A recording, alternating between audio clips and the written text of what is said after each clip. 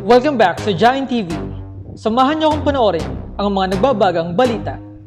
Pindutin lamang ang subscribe button at notification bell para lagi kang updated sa mga balita.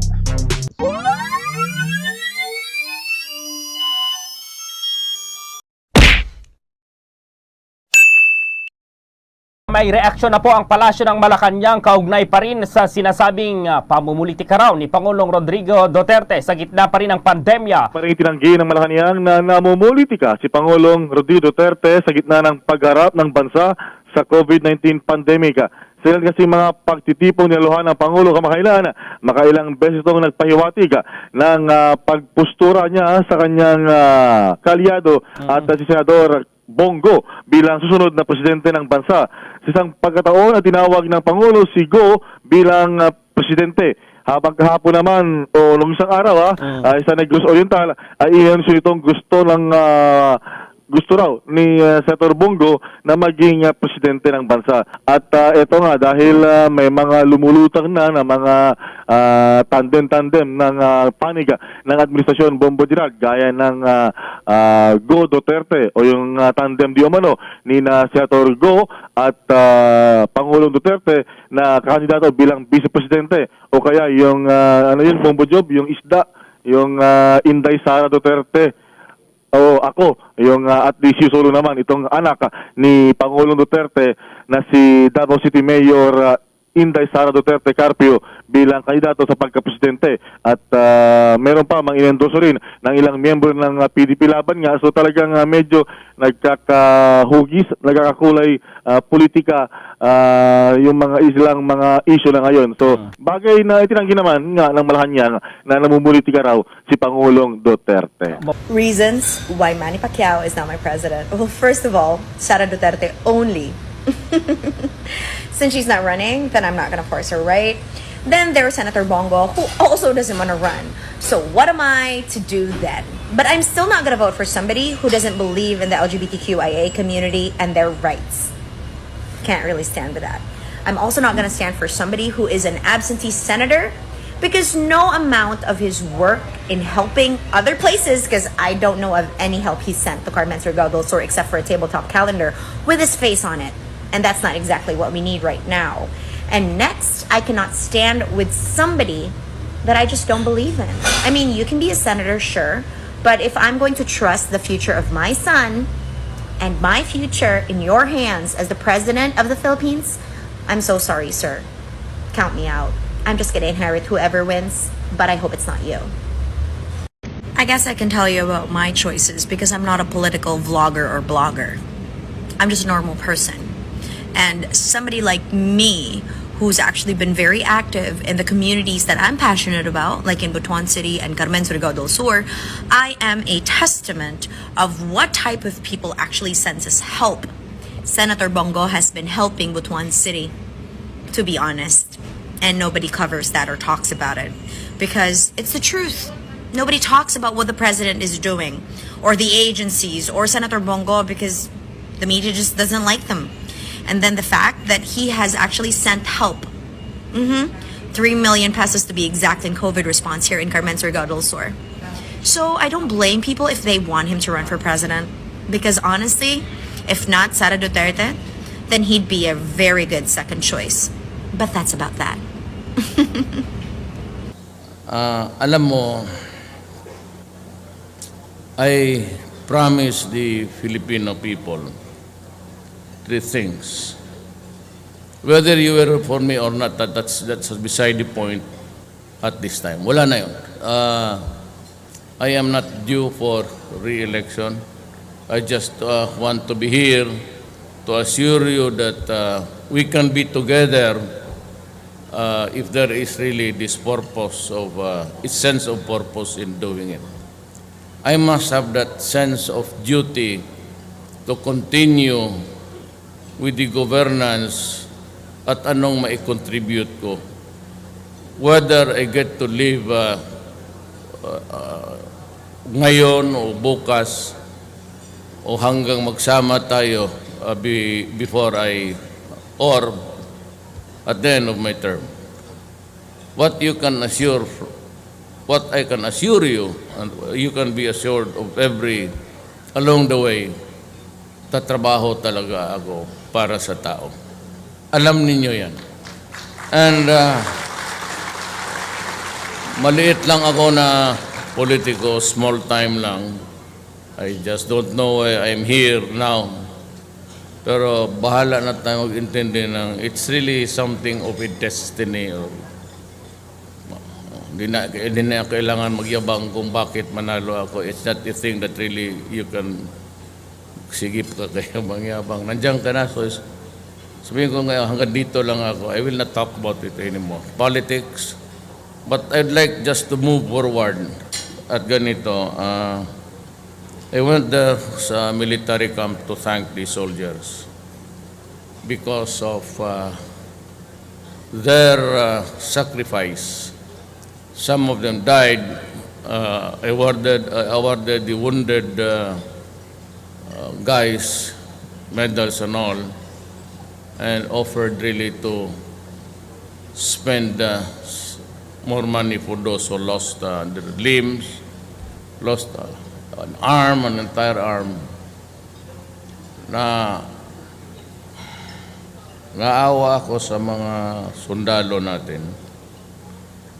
Ganito yan eh. I ran with just about 5 fundamental promises.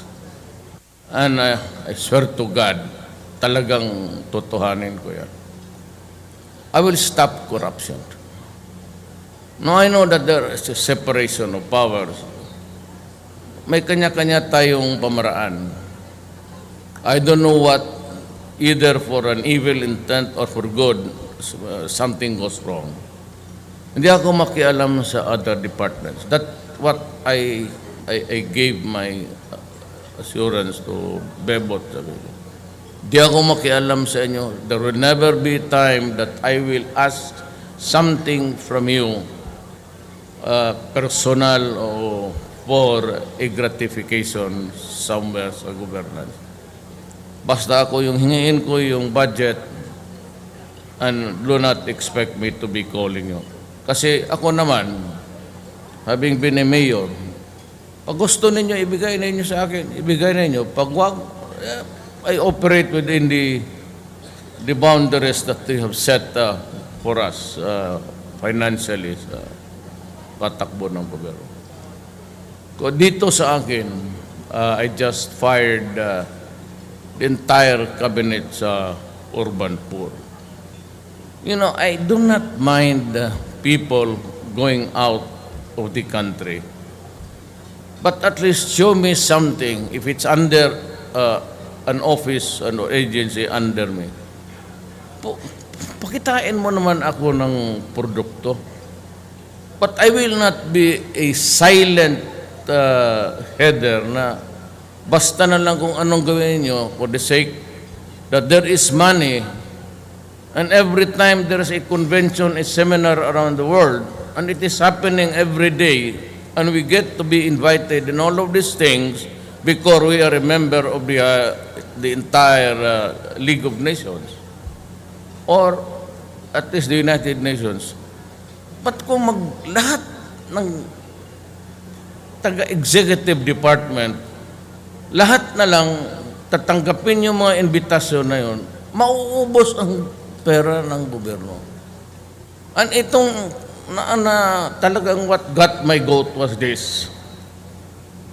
It's an office for the urban poor to help me implement or suggest policies that would redound to the benefit of the people.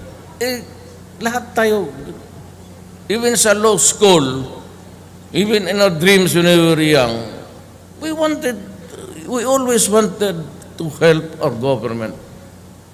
Kapwa mo tao, lalo na, hindi na lang ako magsalita ng marami. If you have been staring eyeball to eyeball with the poor sa mahirap doon sa bayan mo, at lumaki ka naman ng wala, and you see now that because there is money, because it is appropriated, kailangan mo talagang gastusin.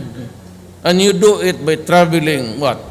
You are appointed September, it was already done. Then he's been traveling 8 times. Lahat ng imbitasyon tanggapin mo. Is that your justification? And you're even to, there's a requirement that when you go out, you give me a report of how you spent the money. Pamasahe mo, ano na natutunan mo doon. But that, when you say, I got a permit to go out from Medialdea, that's bullshit. Is that the only purpose of going out? Getting a permit? Kaya nang sabi ko, I'm not addressing it to anybody. Ako basta, hindi ako makialam dyan sa Congress pati Supreme Court. At ito si Sereno, sabi niya, Duterte, sabi nito, baski magtanong kay sino dyan. Anybody now connected with her, she's just dreaming of something, o siguro, ayoko pinag-isip niya, wala akong pakialam, hindi ako nakikialam. As I have said earlier, even Aquino, when Chris called me na bakit, sabi ko kay Bong yung aide ko, you tell Chris, I am not into it. Carlo Nograles is my nephew. Do you know that Congressman Nograles, yung father, filed about 9 cases against me? Ni minsan, hindi ako gumanti na gusto kitang patayin pag makita kita, pag nagkadimalas na, pagka litse-litse ang usapan natin, barilin na lang kita. Bakit pa ako magpapile-file ng kaso? Yan ang sinabi ko kay Boy. Putang na pag magkita tayo sa labas, bantay ka sa akin. But to be filing cases again, former president, hindi ko ugali, yung gano'n. What to that's the, pati kay Ombudsman Morales. Siya yung nag-umpisa. Sinasabi niya na yung pina-plus niya. Di mag-abot ng trilyon yan kung gano'n before I retire. Yung manipulation, ito naman she committed a fatal mistake. Yung nakuha nila na spurious document, wala pa naman, there has to be a predicate. There has to be a predicate crime before you can really tinker with the board. Ang sinabi ko na nga, telling the truth, if it exceeds 40 million, including my Insular Bank of Asia and America pa yan ang Union Bank noon. That was our bank of my parents. Sabi niya, Mr. Duterte, we have the goods on you. Go ahead. Kaya ako nagbibira ng mga ganitong corruption kasi wala ka talagang makita sa akin. At kung meron akong pera, talagang nilibing ko ng simento. Kasi doon rin ako magpalibing pag panahon na namamatay ako.